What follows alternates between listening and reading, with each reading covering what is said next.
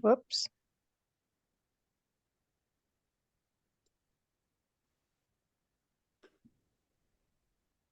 I can see you.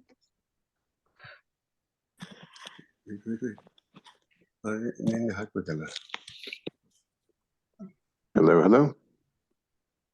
Hello. Okay. Okay. Hello. Hello, hello.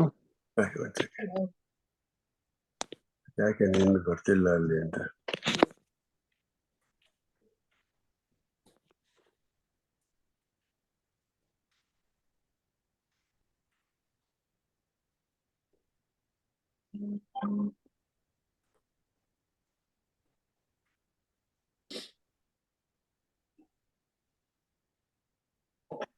Looks like your computer issue was resolved. Apparently, I have a new one actually, but I just haven't put Zoom on it yet, so I've been kind of lazy. So think I need to probably do that next week. Try to. I've had a couple squabbles. It also could be we have a fire up here and it's snowing, so it might be that. Where do you live? I live in Florissant, Colorado, in the mountains. Oh, okay. Yeah, and they had fire about 3 miles from me, so yeah. Yeah, okay. I thought you meant fire in the fireplace and it was snowing outside. Yeah, I did too. But you're talking like there's a fire out in the woods and it's also snowing. Yes. Oh wow. Yes. A little different than here. But none of this is real, right? Indeed. So I'm not too stressed out about it, right? Indeed. So I'm practicing my practice with it. So yeah. There you go. Unless the fire gets too close, and then you would want to move the body to another location. Correct. Yes. And I've prepared for that. So yeah. But that's crazy. You're talking about snow. It's like 82 degrees here. And it's supposed to be 80 something tomorrow as well. Oh, wow. And I went out and sat in the sun today. Yeah. Oh, no, it's just, wow. I took my stuff out to read and work and just, Yeah.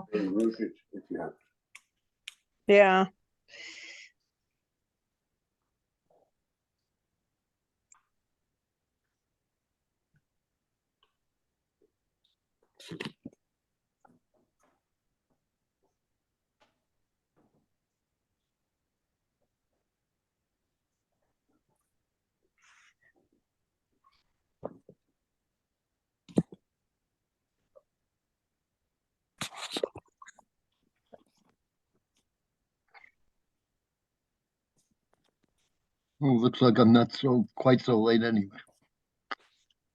Late? No, I just started. Okay. We were just talking about the weather, the difference between snow and fire, and sun and warmth. These are nominal. I love all weather, so I'm okay. Yeah. Hmm.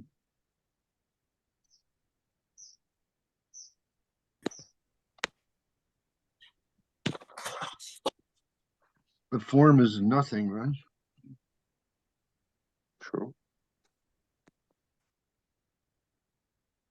But again, it's practical spirituality. If the fire was coming towards your house, you would move the body. Yeah. Yeah, absolutely. But I'm not as stressed about it as I normally would be Right. before learning what I know now. So I just would move the body and not have as much garbage going through my head as I would normally have. And anxiety, I would say, is not there. So that's kind of good. Yeah, that's literally moving the body without the experience of, oh, I have to move. Yes.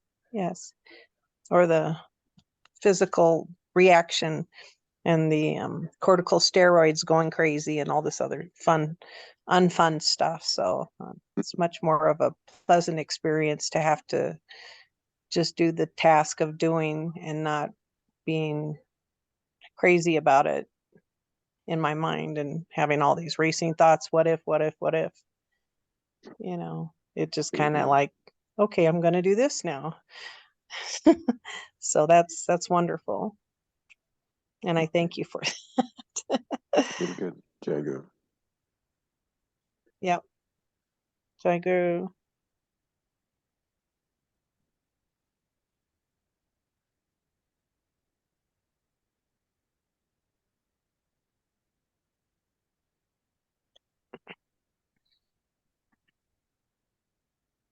I was noticing today that the forms are it's more like they're from me rather than I'm from forms, which is a reversal of my old way of sensing being here. Yeah, I mean, all form is within you. Yeah. Not even so much from you. They're all within you. Yeah. Because everything is this projection on your spontaneous presence.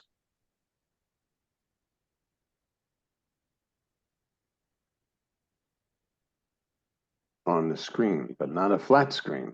Not the concept of screen, but the actual screen, the forms that are appearing and disappearing within the formlessness that you are.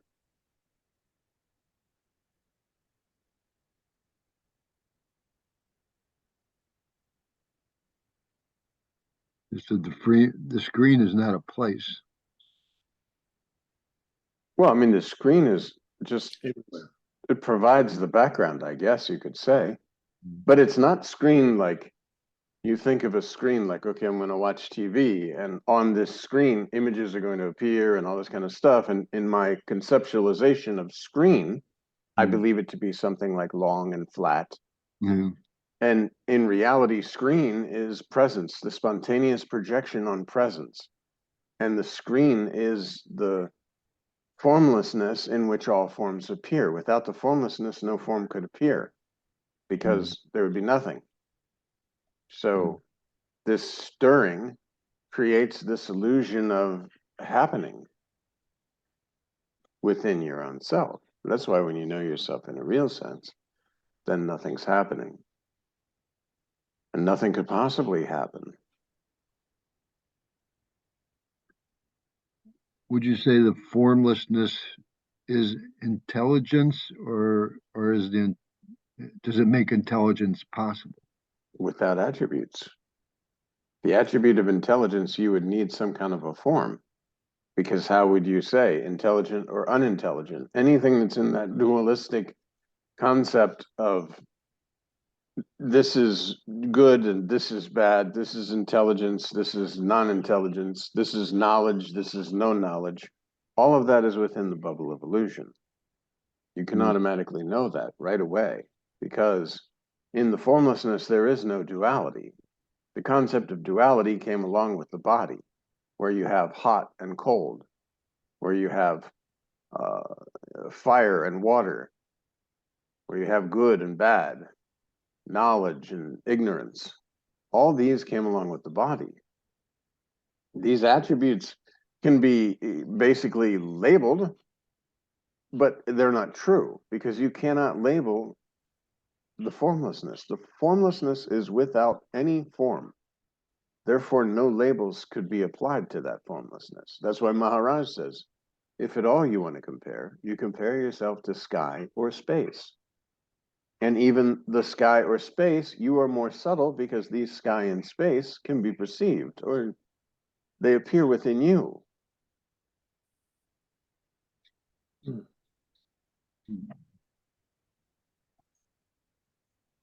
The formless dreamer that's dreaming a world, all the objects within that dream are nothing.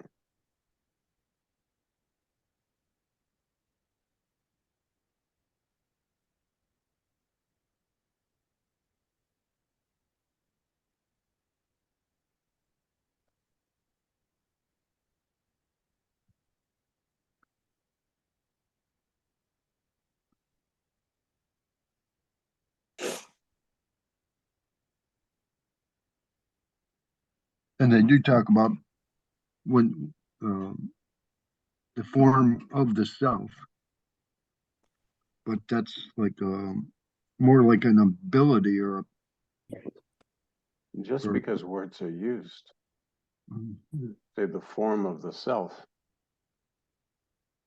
and then you say the form of the self is nothing. It's similar to sky or space. But this is basically that neti. It's not this, it's not this. So we say, oh, the form of the self is much like sky or space, but the self is without form. The concept of form came along with the body. Prior to beingness, there was no form, no body, no sense of duality, no presence, no nothing.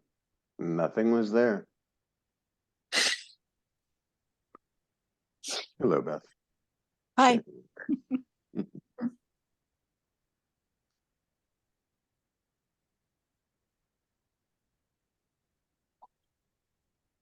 so nothing is other than self, and no thing is other than what it is. So everything is, nothing is other. So ultimately, it's all like within.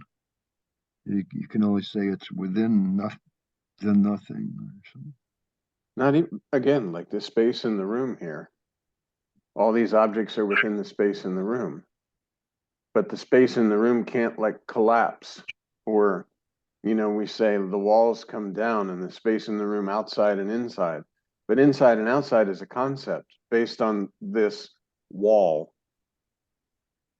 And wall is just what we're calling, oh, I'm within four walls. But space has no concept of being within four walls. And if the walls were to fall, the space is space. They use this example a lot about the cup, the space inside the cup, the space outside the cup breaks, the space goes where? It goes nowhere. The space never knew it was inside a cup. We labeled it as inside of a cup because we need concepts, because we want to use mind to describe the reality, which cannot be done. That's why Maharaj says, prior to words, prior to world, remain there. And the space is aware of all limitations within it. It seems. The formless dreamer is not aware of anything until entering the dream through a little dream body and noticing a world that is appearing with other people and scenes and all these sort of things. Otherwise, the dreamer, the formless dreamer that's dreaming this world, you're laying down sleeping, and you call that deep sleep because there's no knowing of anything. There's no knowingness. So the formless dreamer is, and then a sense of existence arises and a dream world is projected. And then there's an identification with the form within the dream world in order to tell a story using mind.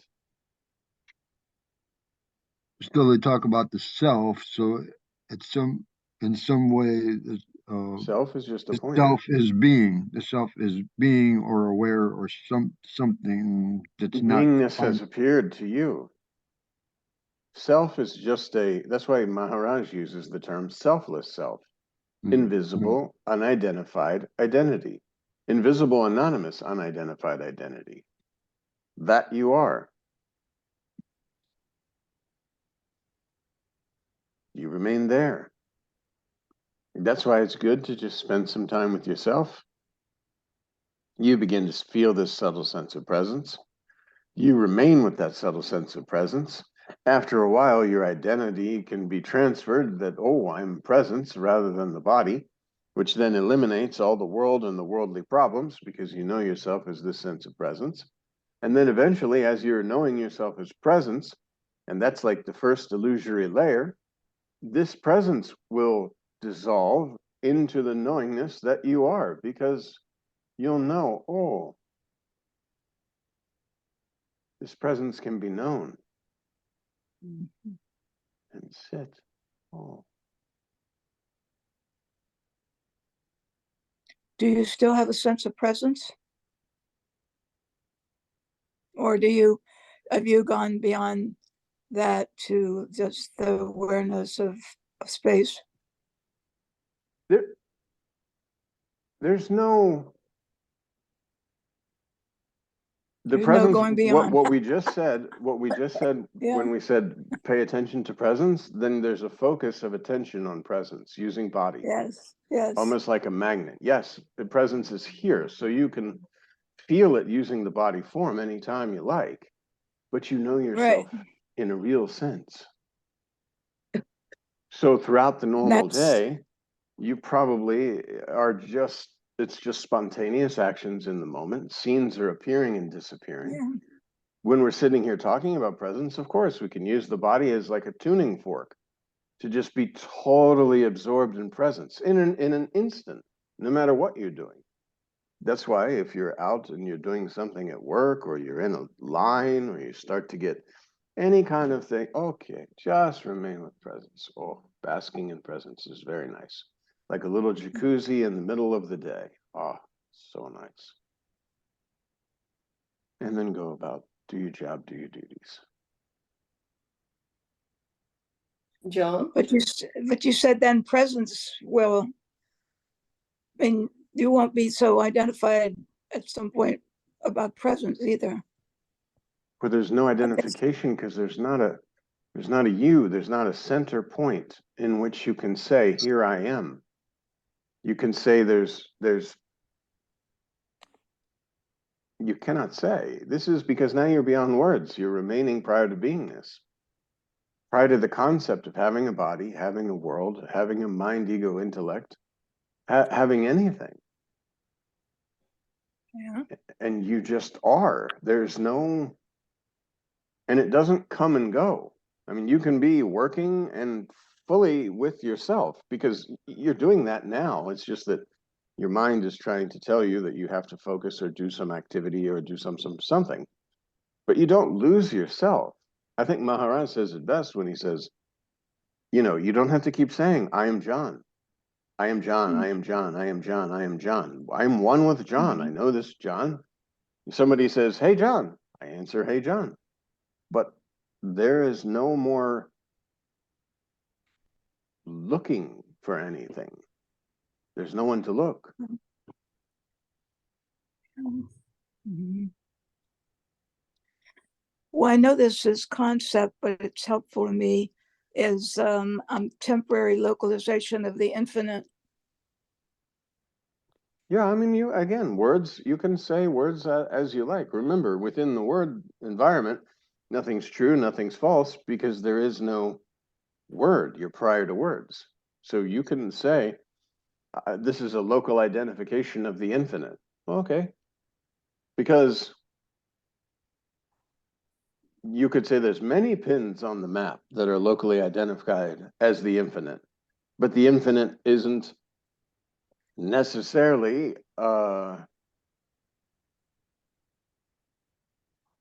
identified. It's not saying I'm locally identified. You know what I mean? You that you are has nothing to do with this illusory world. So the you that you believe yourself to be, that's saying, I have a local identification, but I'm infinite, this one's not true. Just like if you dream tonight, you're a guru on the mountain, and you have this very, very good peace and this very center, and there's a deep understanding, and then you wake up in the morning. It's the same here for you. The you that you are is not identified.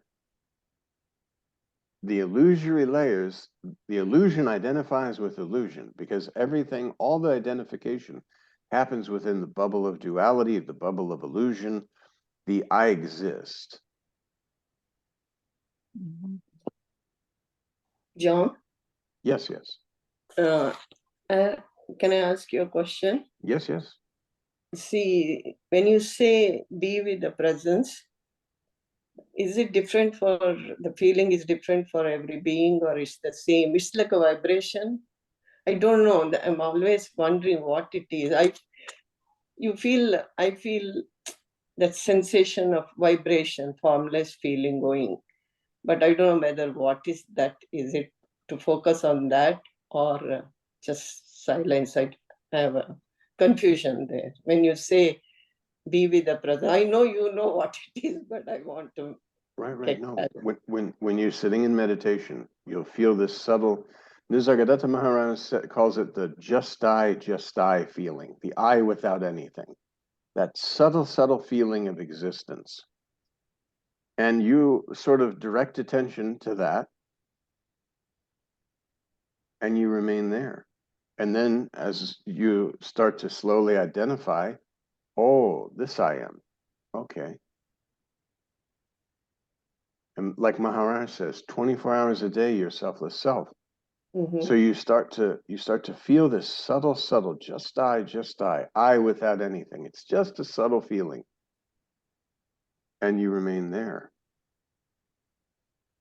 And then when you're identifying with this sense of presence as yourself, immediately you discard the world, the body, ego, intellect, mind, everything is discarded. And you're just here. The knower of the sense of presence, this subtleness, knowing that the entire world appears upon your spontaneous presence, and you're the knower of that sense of presence. And that's where that black hole of all concepts, it just sucks in all the concepts. There is nothing here, nor can there be any identification, no identifier, no experience, no experiencer, no witness, no witnesser, nothing. Just, and no sense of I, because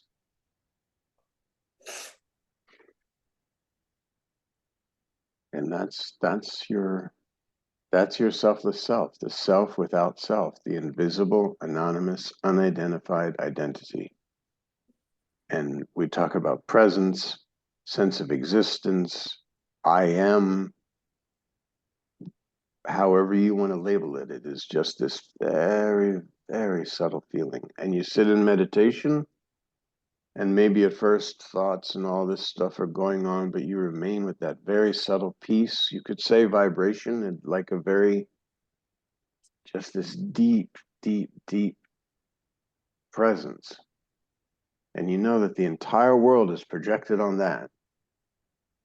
And so this eliminates all the worldly issues, mind, ego, intellect, body, birth, death, all these things, because you're just remaining with this sense of presence. And then again, that knower of the sense of presence. That's the doorway. I think Nisargadatta Maharaj says the doorway, you use this I am, so to speak, to come to your own self. It's the doorway to you. And then that's it. Yeah. And also, John, the waking dream for you, I'm asking, since you're so much established in this, anything happening in the waking dream, like in your work or whatever, you won't get disturbed at all, like nothing bothers you, but you still do everything. I mean, inside you won't get affected at all. Am I right? You still go through your daily activities. Yes. You know, if a train leaves and you're late, there might be a like, oh, train has left, but it's not so deeply impressed. You don't take the touch of the world, no. Because it's literally just scenes appearing and disappearing and appearing and disappearing. And by the time you were to like collect enough of yourself to be disturbed about that moment, you're in another moment. So there's no like timeline. Okay. Yeah, it's spontaneous in the moment. This is this. And as Maharaj says, it's pick up the water, drink the water and put down. That's every action. 2 seconds later, you're not thinking you drank this water. It is just a spontaneous action in the moment and then finished. See, in my case, John, what happens is it takes me few minutes to realize, and then I come back to what you say. Hey, it is not, everything is not true. But I've already, though I may not show it outwardly, but that in whatever reaction has happened in my psyche. So I am not able to, I mean, recognize it like you say. As it is happening, just move on. But there I'm still struggling to not to get affected. But I'll come out of it soon, but still I get affected in many times. If it's a little bump in the road, then it's happening. Remember, flow of thoughts are continuous. That's what the mind does. The mind produces thoughts. That's why it's not about like calming the mind or trying to stop the mind. It's just, okay, this mind is doing its thing and I'm not concerned. You're standing on the riverbank watching everything going, but you're separate from it. And if you're taking the touch and get disturbed in the moment, just breathe in for, oh, like you said, I just returned to myself. Okay, everything is okay. Because nothing's happening. Ultimately, there's no deed, no doer. We talked a while back about when I used to get on the train and people are pushing and stepping on your feet. And it might be in a brief second, like, oh, step on my foot. But then you know, whose foot? Who? That selfless self that you are is the one stepping on the foot and the one whose foot is being stepped on. And it's only identification with a body form that says, this is my foot and it has been offended. Yes. And so this is like discarded very, very quickly. And in the beginning, you can even watch and observe your mind and see this, like, oh, there's a disturbance arising. Remain with your selfless self. Direct the attention towards your selfless self and away from the seeming happenings in the world that you know are not true. This is absolutely not happening. I know this. So I remain with my selfless self. That's why Maharaj says, you know, the bhajan's very important. Yes. Continuing with yourself throughout the day, constantly being in touch with your selfless self so that you don't fall back into the illusory ditch. Yes. You know, something happens and suddenly you're like, oh my goodness, I have to get back to myself. I should sit, I should meditate. All these I and doing and all this sort of stuff. That's why Maharaj says the mind will come and prick you from the backside. It's very, very tricky if you sit there and start to take the touch. And then you're suddenly like, oh, I'm taking the touch. I can't do that. I know better. I should sit. And then you sit in meditation. And then you start to, oh, am I losing? And all this stuff, this busyness, rather than just, no, remain with my selfless self. Just as a chariot, if the horses started to go a little bit out of line, you pull them back. And if they're just going a little bit out of line, when you pull them back, no problem. If you just let them run and then you say, whoa, we can't go that way, then you're just flipping and turning and you're being drug along. So you just remain with your selfless self. Don't take the touch. All the nice sparkly things, the dangly things, the things that are screaming for attention. No, no, no. Just remain with my selfless self. That's like the story of the Buddha by the tree, where all those things came and he was just sitting. And all these things were coming and coming and coming, and the demons were coming, and the beautiful women were coming, and all these things because they were screaming for attention. And no, you just remain with your selfless self. How about feelings like sadness or These come and depression? go. These come and go. As long as you're holding a body, the body will have a disturbance in the five elements. Right. You know, we look outside and sometimes it's raining, sometimes it's snowing, sometimes it's very windy, sometimes no wind. It's five elements and they will do as they wish. As long as you're holding a five elemental body, there's bound to be some kind of disturbance. But you just don't identify with that body that's going through the disturbances. You could say, oh, there's sadness there. A family member dies, as Nisargadatta Maharaj says. It's like, oh, okay, this is happening. It's very sad. And it's not happening. But it's still like, okay. Because denying something happening is the worst thing you can do, because then you're trying to pretend that you're not disturbed. And you're creating this egoistic sense that I have power and I am not disturbed. Just as Maharaj says, be normal, be simple, be humble, be always with you.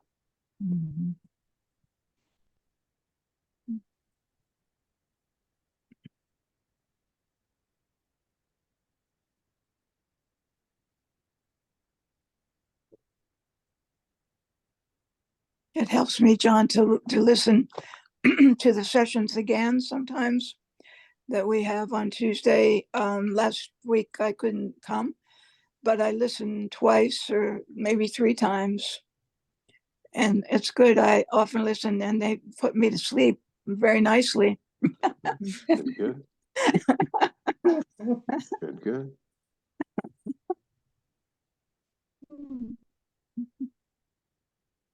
Yeah, every New Year's Eve is like a tribute to Maharaj. I start around 8 o'clock at night and listen to all the YouTube talks that he's done that I have from Ramakant Maharaj USA until like the wee hours of the next morning. And that's how I've spent like every New Year's for several years. And it's very nice. Yes, yes. And that's just like, you know, setting aside some time with Master, selfless self-devotion, just listening, falling asleep, kind of dozing in and out and listening to Maharaj, just listening very beautifully. Yes.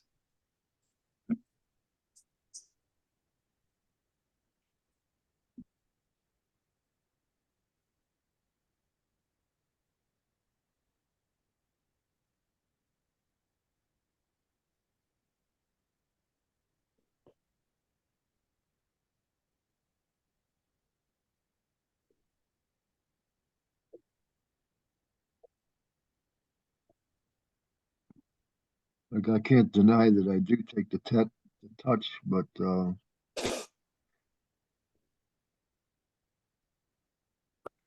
don't have to follow.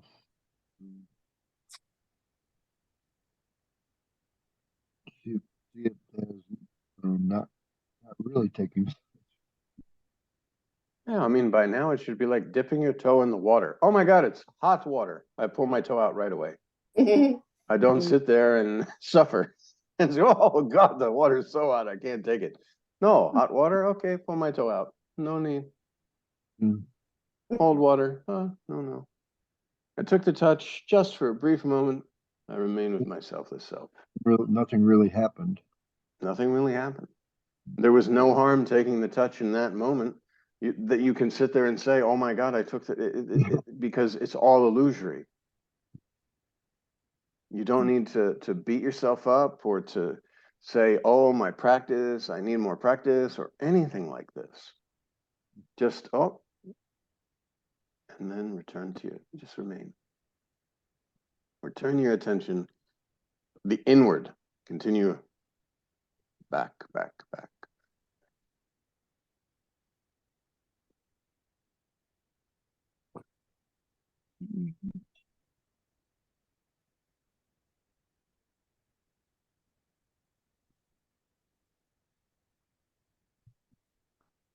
I think Maharaj has said, like, everybody wants happiness, peacefulness, stress-free life, happy existence.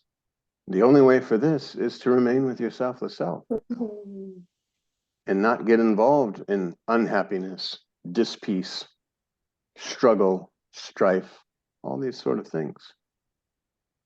No need to do any of that. It doesn't seem like struggle or strife when I'm giving into liking something, though. That's why it's so tricky, you know. It's like, I mean, you can like things, like, you know, you go to the grocery store and you pick out your food and, okay, this I like, this I don't like, this I prefer, this I don't prefer. But you're not having to lose yourself. You're not like, this is just a spontaneous action in the moment. You go to a restaurant and the waiter gives you a menu. You can't just say, well, I'm waiting for a spontaneous action before I choose. The waiter's going to look at, you know, this is egoistic spirituality. Instead, you look, oh, this is, I like this, please. And with a side of this, thank you very much. And that's it. Be normal, be simple, be humble, be always with you.